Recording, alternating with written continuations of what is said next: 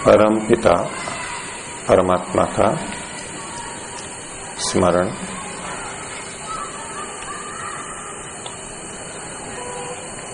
सर्वाधार, सबके आश्रय परमात्मा,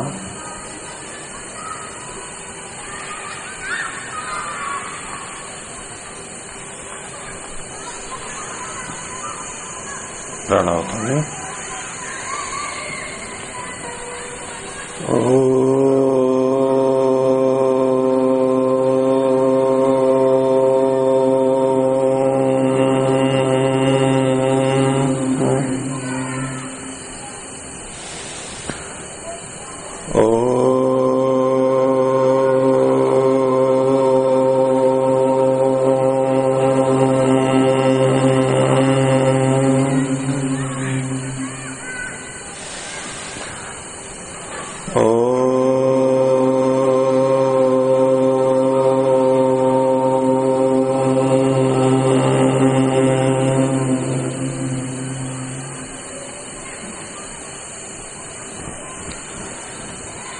क्रियात्मक योगाभ्यास में वृत्ति और संस्कार, ये विषय चल रहा है। तो इसमें जिनको पूछना है, शेष है, तो वो पूछ सकते हैं। जो बात मैंने कही है उस पर पूछना है या वैसे अपने प्रश्न हैं आप पूछिए।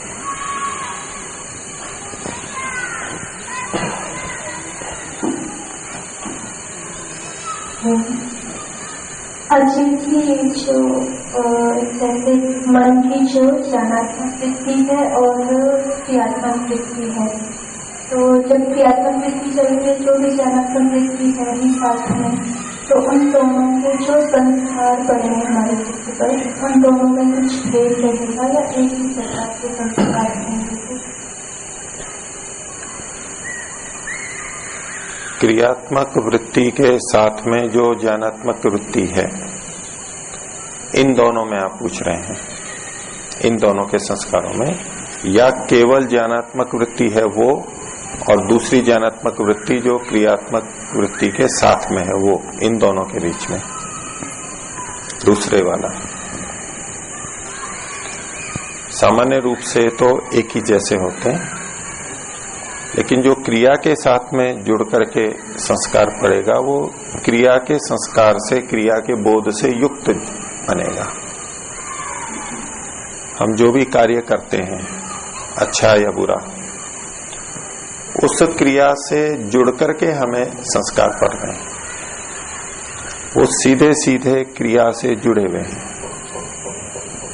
क्रिया की सूचना है, चाहे जिम्नास्टिक कोई कर रहा हो और कुछ कर रहा हो, आसन को कर रहा हो, उससे संबंधित जो तालमेल है वो हमारे शरीर में बनता है अभ्यास तक, और एक केवल सूचना मात्र है।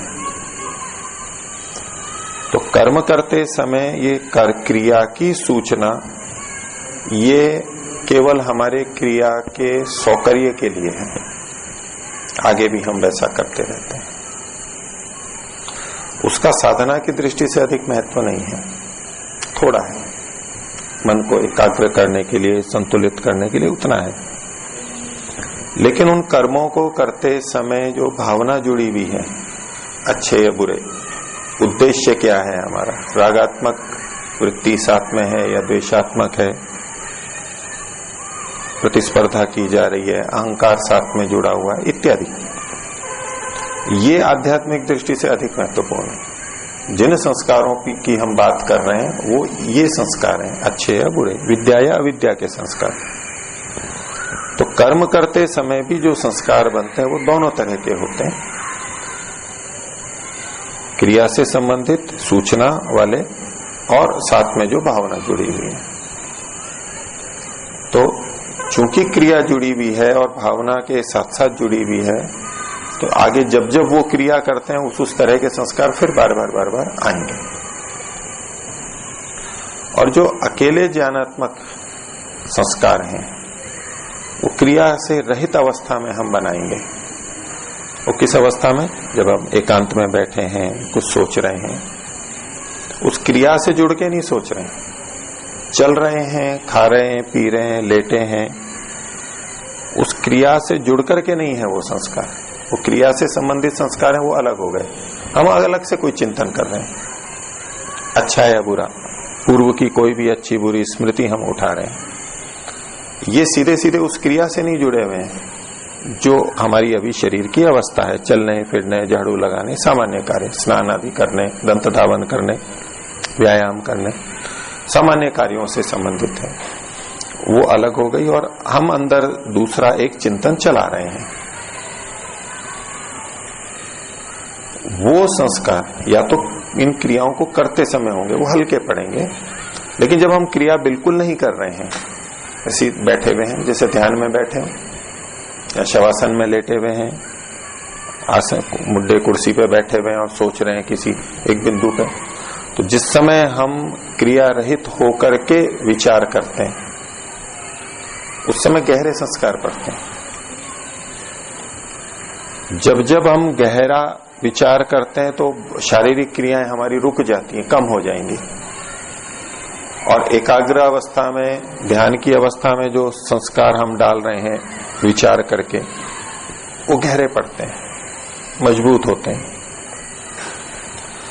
सामान्यतया कोई व्यक्ति चल करके जा रहा है और उसको अचानक कोई विचार सूझ गया, किसी समस्या का समाधान सूझ गया, तो चलते चलते चलता जाता है या रुक जाता है, थोड़ा कुछ सोचने लग जाए, अच्छा ये समस्या है इस अष्टाध्यायी में या व्याकरण में, प्रथमावृत्ति में, महाभाष्य में ये एक समस्या है, वो सुलझ नहीं रही है, विचार चल रहा है, चलते चलते जब ये स्थिति आती है कि अब निर्णय करना, ये हाँ ये कोई बात पकड़ में आई और उसको हम अंदर ही अंदर पकड़ना चाहते हैं, तो शरीर की क्या स्थिति बन जाएगी? वो चलते चलते भी रुक जाएगा थोड़ा सा, अच्छा ये बात है। एक स्वभावता होता है, जब हम गंभीर चिंतन में जाएंगे तो शारीरिक गतिविधि हमारी रुकती है, क्योंकि उस शारीरिक गतिविधि को करते हुए हम अंदर ही अंदर उसको ढंग से पकड़ नहीं पाते हैं, क्योंकि मन की कुछ शक्ति शारीरिक क्रियाओं में लग रही है, उससे संबंधित ज्ञान में लग रही है, पूरी तरह एकाग्र नहीं हो पा रहे हैं।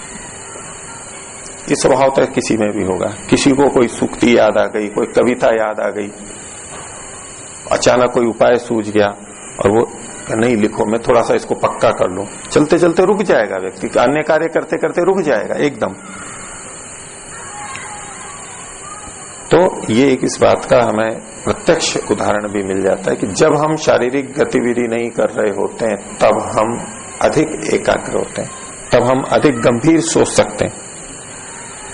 जितने भी बड़े हैं, कोई बहुत लेखक हैं, कविताएं लिखते हैं, वैज्ञानिक खोज होती है, बहुत सक्रिय अवस्था में नहीं होती है, वो शांत अवस्था स्थिति में होती है। शारीरिक रूप से बहुत हल्की फुल्की क्रियाएं, अथवा तो बैठे हैं, विश्राम कर रहे हैं, कुछ भी कर रहे हैं, उस समय में निकलती है जब हम शारीरिक दृष्टि से अपने को विश्राम की स्थिति में करते हैं। कई संगीतकार और ये नहाते समय निकालते हैं धुनें, ऐसा सुनते हैं। नहाते हुए मतलब ऐसे सक्रिय नहीं, वो जो उनके आजकल सुविधाएं होती हैं, वो टब होता है, उसमें लेट जाते हैं, पानी में है, आराम से है, वो स्नान ही चल रहा है उनका। ऐसे ऐसे समय में उनको चीजें आती हैं, एकांत में, प्राकृतिक स्थल पर, प्रातःकाल बाहर का शोर जब नहीं हो, ऐसी स्थितियों में बहुत अच्छे अच्छे विचार आते हैं एकांत के अंदर। ये महाभारत का जो नाटक आया था, दूरदर्शन पे आता था, बहुत बड़ा चला, उसके अंदर संवाद बहुत अच्छे लिखे हैं। जिन्होंने संवाद लिखे वो एक भारत के प्रसिद्ध संवाद लेखक, पटकथा लेखक माने जाते हैं, स्क्रिप्ट जो बनाते हैं। तो जिन दिनों वो चल रहा था तो उनके रहने खाने पीने की व्यवस्था कैसे की थी? वो घर परिवार में नहीं थे, घर परिवार से अलग एक विशेष 5 सितारा विश्रामालय में, होटल में, 5 स्टार होटल में उनकी व्यवस्था की गई थी। जैसा उनको चाहिए, जैसा दृश्य हो, परिदृश्य, सामने वाला व्यू जो होता है बाहर का, नदी है, समुद्र है, क्या है, वो भी बहुत अच्छा सा सुंदर, खाने पीने की व्यवस्था है, एकांत, किसी का मिलना जुलना नहीं उनसे, ऐसी स्थिति में रह करके लिखे हैं, इसलिए महाभारत के संवाद बहुत अच्छे हैं जो ये सीरियल निकला था। उससे पहले रामायण आया था, रामायण के उतने अच्छे संवाद नहीं है जितने महाभारत के हैं। बहुत सूक्तियों जैसे हैं, आकर्षक हैं, शब्द रचना, शब्द संयोजन, भाव, किस प्रसंग में क्या बोलना है। तो ये जो बड़े बड़े लेखक हैं, सृजन जहां भी होता है गंभीर, वो शांत एकांत विश्राम की स्थिति में होता है। ये स्वभाव होता है किसी भी क्षेत्र का हो व्यक्ति। तो आध्यात्मिक दृष्टि से भी जब हम इन स्थितियों में, एकांत शांत स्थिति में, शरीर भी थका हुआ नहीं है, पूरी नींद हो चुकी है, मल आदि का त्याग ठीक हो गया है, शरीर की अच्छी स्थिति है, स्नान आदि हो गया है, हल्का फुल्का शरीर है, कोई कार्य हमने प्रारंभ नहीं किया है, और अब हम ध्यान में बैठे हैं या एकांत में बैठे हैं, उस समय स्मरण भी अच्छा होगा, समझ में भी चीजें अधिक आएंगी और ये सृजन के काम भी अधिक होंगे। तो क्यों ऐसा हो पाता है? क्योंकि चित्त की वृत्तियां इस समय अधिक प्रखर होती हैं, बहुत स्पष्ट होती हैं, व्यवधान नहीं होता है। और चूंकि ऐसी स्थिति में वृत्तियां बहुत अच्छी बनती हैं, इसलिए उसके संस्कार भी बहुत अच्छे बनते हैं, जो कि तू ठीक ठीक आ जाएंगे। जैसे हम चित्र खींचते हैं, स्थिर चित्र या चल चित्र, कोई सा भी फोटो खींचे या तो अपनी वीडियो बनाएं, और गते जलते चलते खींचेंगे, गति में खींचेंगे तो उतने अच्छे नहीं आएंगे, साफ नहीं आएंगे, हिलेगा दूजेगा। और बिल्कुल स्थिर होकर के खींचते हैं, उसी में लग करके तो बहुत अच्छे चित्र आ जाते हैं, अपेक्षा से अच्छे चित्र आते हैं। तो आपका प्रश्न जो था कि कर्म से रहित केवल जब हम संस्कार डालते हैं, वृत्ति उठाते हैं, तो उसके संस्कार गहरे पड़ते हैं, वो वृत्तियां बहुत स्पष्ट होती हैं, चाहे अच्छी बुरी जो भी हो, लेकिन होती बहुत स्पष्ट है। तो उनके उतने ही स्पष्ट और गहरे संस्कार भी पड़ते हैं। और क्रियाओं को करते समय जो पढ़ेंगे तो वहां कम पढ़ेंगे, क्रिया के संस्कार पढ़ेंगे, वो अभ्यास से सूचना, वो एक अतिरिक्त बात है वहां पर, यहां नहीं है। लेकिन जो अंदर से परिवर्तित कर दे हमें, जो हम साधना के मार्ग पे शीघ्र बढ़ना चाहते हैं, अंदर से शीघ्र रूपांतर हो, वो एकांत में होता है, वो अधिक गहरा होता है। जैसे कि शल्य क्रिया होती है, सर्जरी होती है, कहीं हाथ पैर की होती है तो सामान्यतः करते हैं, बहुत सावधानी नहीं रखते। और हृदय की करनी हो तो शल्य क्रिया बहुत सावधानी से, सूक्ष्मता से हाथ के एक एक छोटे छोटे भाग को ध्यान से करते हैं। और यदि मस्तिष्क की शल्य क्रिया करनी हो, ब्रेन सर्जरी करनी हो, तब तो बहुत ही ध्यान रख करके करते हैं। थोड़ा भी इधर उधर हुआ तो गड़बड़ होती है, बहुत सावधानी से, बहुत एकाग्रता से। तो जब हम अपने संस्कारों पे काम करना चाहते हैं, जो चित्त के, मन के बहुत नीचे तक बैठे हुए हैं, गहराई में बैठे हुए हैं, सूक्ष्मता है वहां पर, उसको पकड़ना पहले तो अपने उन रागात्मक, द्वेषात्मक संस्कारों को वृत्तियों के आधार पर पकड़ना भी कठिन होता है, और पकड़ करके फिर उसको ठीक करना, ये उतना कठिन होता जाता है, सूक्ष्मता जाती जाती है। तो संस्कार हमारे पर कब अच्छे पड़ते हैं? तो उसका उत्तर आपके प्रश्न का, जब हम क्रिया रहित स्थिति में रहते हैं और पूरे जागरूक हैं, आलस्य प्रमाद तंद्रा नहीं है, बिल्कुल अंदर से बहुत जागरूक है, बहुत एकाग्र है, उस समय में हम अपने पे जो संस्कार डालते हैं, ध्यान उपासना काल में रुचि से चल रही है ध्यान उपासना, उस समय में तो वो बहुत गहरे होते हैं। ठीक है, जो सामान्य रूप से बोलते हैं कि कर्म का संस्कार जो है वो ज्यादा गहरा होता है, और विचार का संस्कार, कोई चीज जब तक हमारे विचार में है तो उतना हमको प्रभावित नहीं करेगी, जैसे कर्म में आ जाए तब तक उसको इसके साथ किस तरह से संबंधित करें? वो भी बात अपनी जगह बिल्कुल ठीक है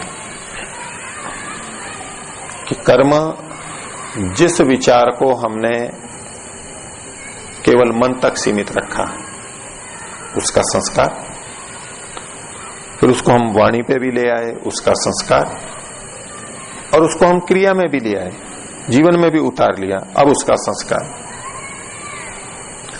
क्रिया में लाए हुए का संस्कार अधिक पड़ेगा। उसमें कारण है कि मन का भी उसमें जुड़ा हुआ है और शरीर का भी जुड़ गया है। और जब अंदर का संस्कार तीव्र हुआ था तब हम क्रिया रूप में ला पाए थे। और पहले जब केवल मन के स्तर पर था, विचार है कि मैं ये अच्छा काम करूंगा,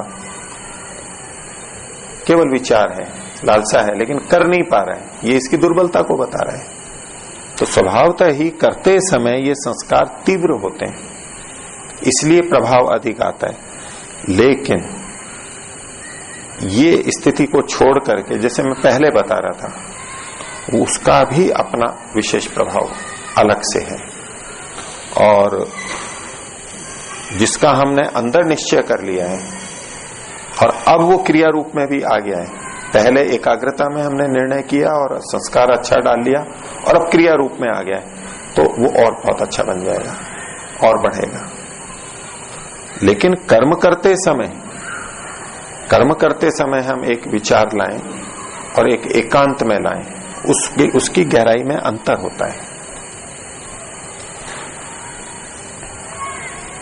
और जी, जैसे आपने बताया कि जो हमारी शारीरिक क्रियाएं होती हैं, एक स्थिति ऐसे भी होती है कि शरीर में क्रिया नहीं हो रही है, लेकिन मानसिक स्तर पे हम उस शारीरिक क्रिया को दोहराते हुए विचार करते हैं। तो क्या उन दोनों के संस्कार समान होते हैं?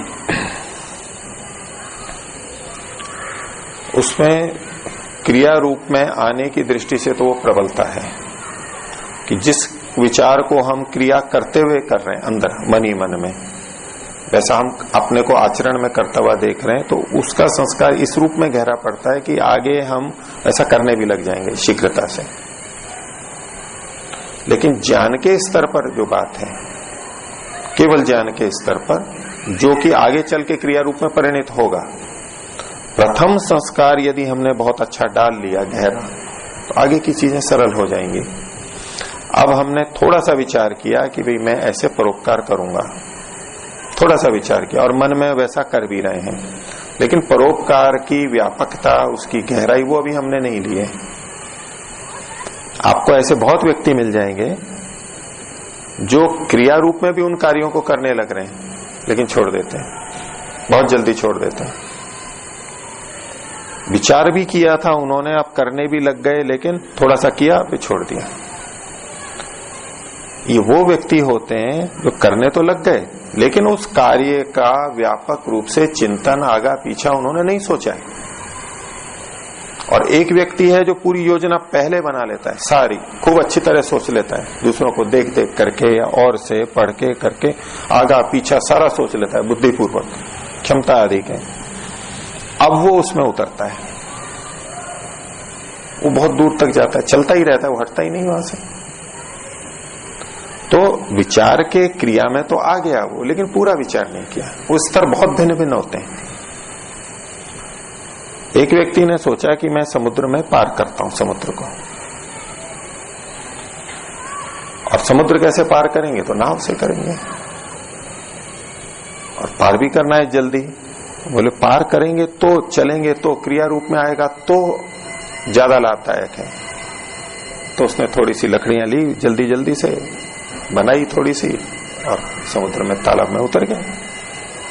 क्रिया रूप लाना है। अब वो नाव ही अच्छी नहीं बनी, उसमें पानी आ रहा है, तो थोड़ी देर में क्या होगा, वो क्रिया में तो आ गया लेकिन अधिक नहीं चल पाएगा, उसको वापस लौटना पड़ेगा और फिर नाव को ठीक करना होगा। एक दूसरा था कि नहीं, नाव को अच्छी बनाऊंगा, अभी क्रिया में नहीं जाऊंगा, क्योंकि उसको दिख रहा है कि मैं ऐसी बना के वहां जाऊंगा तो वापस आऊंगा, ये समस्या आएगी, उसको सारा पता है। अच्छी तरह नाव नहीं बनी तो पानी घुसेगा और वहां या तो बाल्टियों से बार बार मैं उसको खाली करूंगा नाव को, तो आगे बढ़ने के लिए निश्चिंत होकर चलाऊंगा, या इसको पानी को ही खाली करता रहूंगा, थोड़ा खाली करूंगा, थोड़ा चलाऊंगा, फिर खाली करूंगा, फिर चलाऊंगा। उसको दिखाई दे रहा है दूर का, सोच लिया उसने।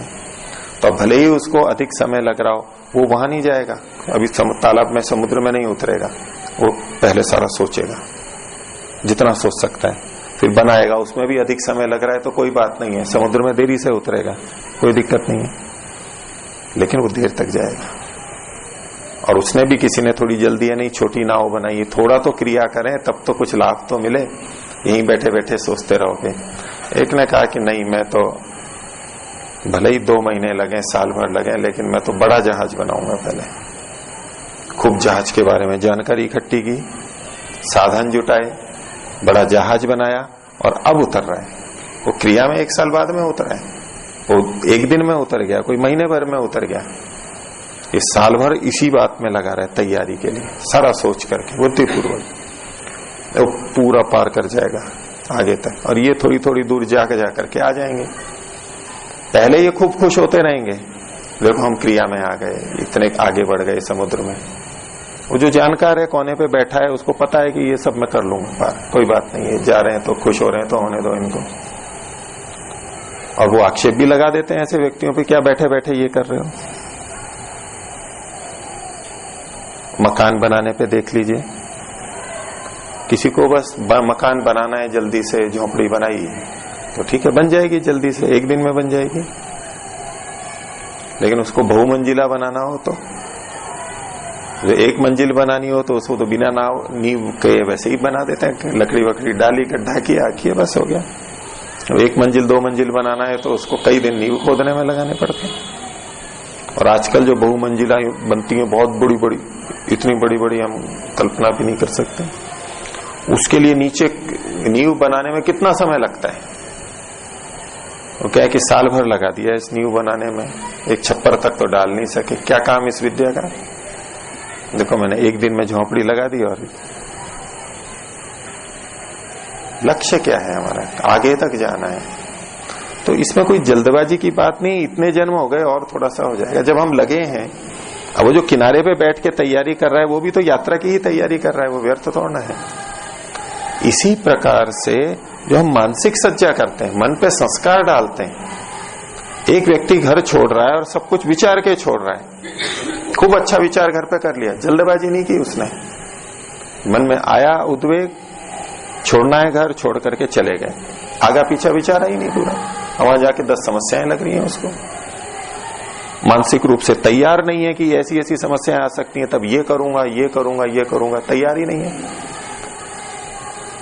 और चल के आ गया, लौट लौट के वापस चले जाते हैं। और एक व्यक्ति कदम उठाने से पहले अच्छा सोच लेता है, नहीं मेरे को ऐसे ऐसे करना है, क्या क्या समस्याएं आती हैं, पूछेगा करेगा। अभी छोड़ा नहीं घर उसने, वो घर बैठे बैठे ही सोच रहा है, लेकिन वो यात्रा तो वही कर रहा है, अंदर से तो तैयारी वही कर रहा है। तो इन सबको कह के मैं ये कहना चाहता हूं, ये तो उदाहरण है, बाहर के स्थूल उदाहरण है, अंदर भी एकाग्र होकर के जो संस्कार हम अपने पे डाल लेते हैं बहुत जागरूकता से, समझ के, बुद्धिपूर्वक, वो बहुत ज्यादा प्रभाव डालते हैं, वो बहुत दूर तक जाते हैं, वो दिखते नहीं है फिर। और थोड़ा बहुत सोचा और क्रिया में आ गए, हमने सोचा क्रिया करते करते और संस्कार डाल लेंगे, वो नहीं हो पाता है उतना। या तो उसके बीच में उसको एकाग्र होना होगा, थोड़ा चल पड़ा और थोड़ी वो भी तैयारी कर रहा है, चल सकता है। अब वो नाव को समुद्र में उतार दिया, बोले चलते चलते कुछ कर लेंगे ठीक, कितना ठीक कर पाएगा वहां पर क्रिया करते हुए, वहां दूसरी बातें होंगी।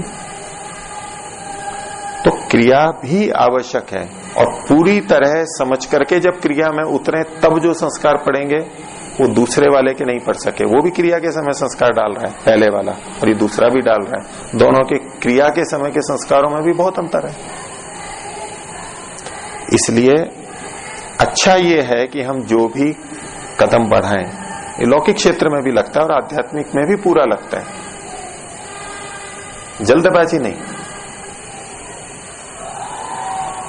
क्रिया की जल्दबाजी नहीं, मन में पूरा सोच के अच्छी तरह जितना हम कर सकते हैं किया और फिर चले।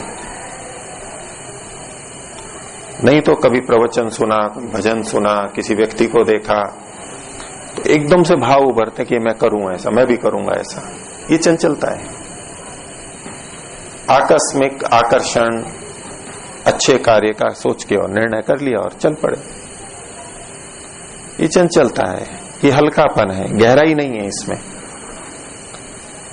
बहुत धैर्य से अपनी क्षमता को देख करके, दूसरे को देख करके, प्रेरणा लेकर के मैं कितना कर सकता हूं, कितना करना चाहिए, कितने साधन जुटा पाऊंगा, कि तीव्र चलने के चक्कर में गिर ना पड़े हम, हमारा मुंह नहीं टूट जाए, दांत नहीं टूट जाए ठोकर लग करके, वो भी हमें ध्यान रखना है। उतनी धीरे चलना है। जल्दी चल सकते हो तो चलें, लेकिन जल्दी चलने के चक्कर में हम ठोकरें खा जाएं, मुंह के बल जमीन पे जाके गिर जाएं, ऐसा जल्दी चलना तो कोई लाभदायक नहीं। तो जितना एकाग्र हम हो सकते हैं, भावना से युक्त हो सकते हैं, तब किया गया संस्कार तो प्रबल होता ही है, दीर्घ स्थायी होता है, डिगता नहीं है फिर वो। ठीक है, पूछिए। ऐसे कि क्लेश और संस्कार में कुछ अंतर है? इस विषय को और लेंगे। आपका प्रश्न भी किनका आया हुआ है, क्लेशों की सब स्थितियां भी बताने में और संस्कार में भी। मैं संक्षेप से उत्तर दे देता हूं। क्लेश वृत्ति रूप में भी और संस्कार रूप में भी, दोनों स्तर पर हम उनको क्लिष्ट वृत्ति और अक्लिष्ट वृत्ति भी देख सकते हैं, और क्लिष्ट संस्कार और अक्लिष्ट संस्कार भी देख सकते हैं। दोनों जगह घटेगा, क्योंकि जैसी वृत्ति है वैसा संस्कार है, ये मूल सिद्धांत है। और फिर संस्कार के अनुरूप वृत्तियां भी उठती हैं वैसी ही, स्वसमान को वो उत्पन्न करते रहते हैं। तो वृत्ति क्लिष्ट अक्लिष्ट ये स्पष्ट है ही, वृत्तयः पंचतयः क्लिष्टा अक्लिष्टाश्च वहां है ही। लेकिन संस्कार के स्तर पर भी हम उनको क्लिष्ट अक्लिष्ट कहें तो कोई आपत्ति नहीं है, ये क्लेश है। अब जैसे अविद्या, अस्मिता, राग, द्वेष, अभिनिवेश, ये 5 क्लेश हैं, मिथ्या ज्ञान है। ये वृत्तियां 5 प्रकार की हो गई, और ये क्लेश भी सारे वृत्ति में आएंगे। अगर 5 वृत्तियों को देखें, प्रमाण, विपर्यय, विकल्प, निद्रा और स्मृति, जिनके लिए नए शब्द हैं वो चिंता नहीं करें, 5 तरह की वृत्तियां बरता रखी हैं योग दर्शन में। अब ये जो अविद्या, अस्मिता, राग, द्वेष, अभिनिवेश है, इनको हम किस में डालेंगे? विपर्यय में डालेंगे। ये मिथ्या ज्ञान ही तो है, अविद्या के ही तो ये आगे के रूप हैं। इन 5 में हमें डालना हो, इनको समावेश करना हो, तो ये विद्या के अंदर आ गए, मिथ्या ज्ञान में आ गए, विपर्यय के अंदर आ गए। अब ये वृत्ति रूप में भी है और ये संस्कार रूप में भी है। कार्य हमारे को वृत्ति के स्तर पर करना पड़ेगा, उससे संस्कार ठीक होंगे। सीधे सीधे संस्कारों पे हम कुछ कर नहीं कर सकते। हमारे हाथ में वृत्तियां हैं, वृत्तियों को बदल के, उठा करके, हटा करके, ऐसा करके हम संस्कारों को अपने आप बदल लेते हैं, वो अपने आप बदले जाएंगे। सीधे सीधे संस्कारों पे हम काम नहीं करते। लेकिन जब हमें अपने संस्कारों पे काम करना होता है, ये लक्ष्य लेकर के चलें, तो एकाग्र होकर वृत्तियों को उठाते हैं, तो वो वृत्तियों का प्रभाव अंदर तक जाता है, वो संस्कारों के स्तर पर जाता है, गहराई तक जाता है। तो इस दृष्टि से हम जब एकांत में करते हैं तो कहते हैं कि भाई हम संस्कारों पे काम कर रहे हैं, वास्तव में हम वृत्ति को ही संचालित कर रहे होते हैं, और संस्कार उससे अपने आप फिर ठीक होते रहते हैं।